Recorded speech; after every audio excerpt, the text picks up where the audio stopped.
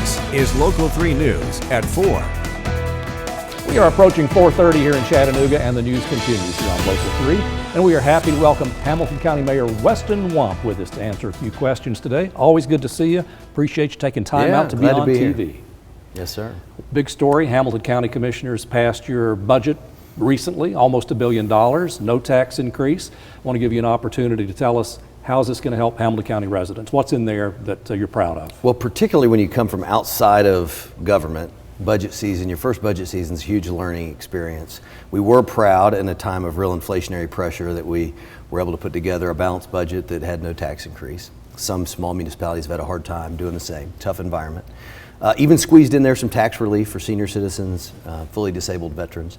But I think we got started in a direction, that you'll see us build on. For example, have a program that's a partnership with the school system where people who consider a career change to be a career and technical teacher will get a $7,000 bonus.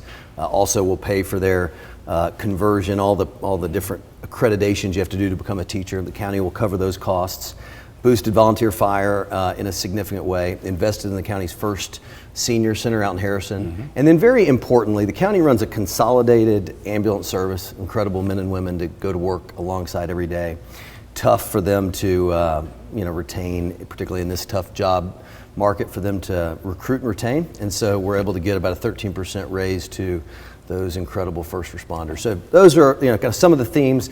We built it as a budget that was focused on serving a lot of our youngest and oldest citizens, and we're really proud of kind of the direction it gets us steered into. And then lastly, we announced the county fairs coming up at McDonald Farm on Veterans Day, and what people who attend, or on the Veterans Day weekend, what people who attend the fair will see is that over the next year we'll be building out the park that will be on the site of the fair, but will be open year-round once we get it fully put together, and that's in the budget also. Well, that's great. Good to see the fair coming back. We've missed it in recent years.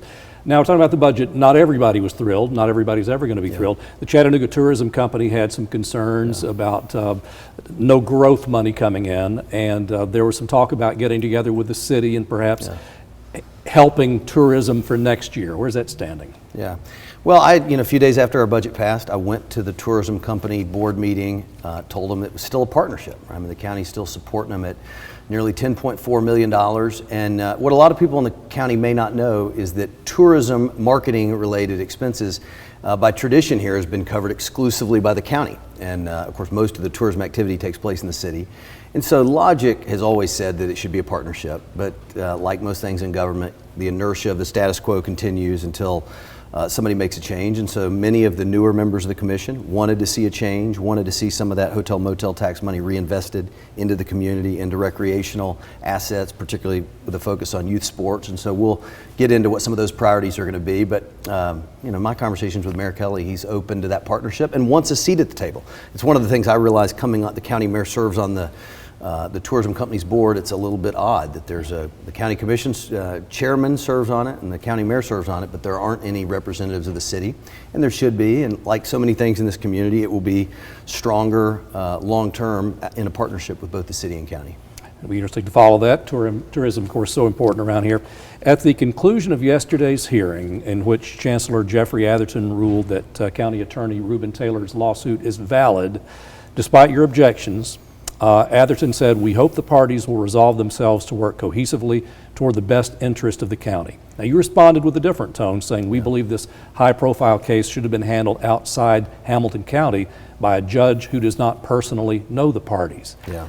Are you saying the fix was in there, that it wasn't a fair deal? What are you saying there? Well, Pam Sohn, the Chattanooga Times editorialist, kind of said as much when this all began. And so it was disappointing to us that, given the high-profile nature of this case and the fact that Mr. Taylor and Judge Atherton have gone to work in the same building for decades, it seemed unusual that this wouldn't have been really tailor-made for recusal so that a judge in a faraway part of Tennessee could have decided it. But it was kept here, and we were surprised by the ruling. In the spirit of the county budget, part of what we've tried to do coming in with a fresh set of eyes is identify the parts of the county budget or the departments that have not operated efficiently.